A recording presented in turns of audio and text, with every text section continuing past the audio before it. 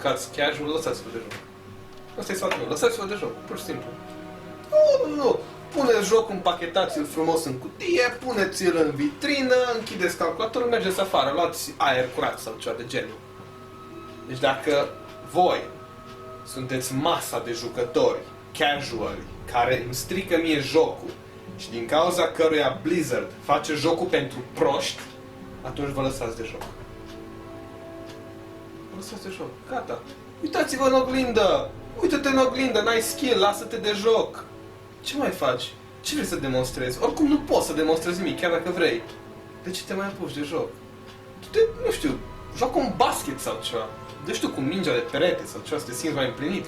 Tu te-și tu la sală, fă 2 genoflexiuni, 3 flotări, dar nu infecta tu mie jocul, mă. Cu tine vorbesc. Și pentru Tu ce? nubu care te uiți aici și zici că ce e ăsta alt pro care se dă în spectacol. Pentru tine zic asta. Lasă-te de joc. Lasă-te de joc.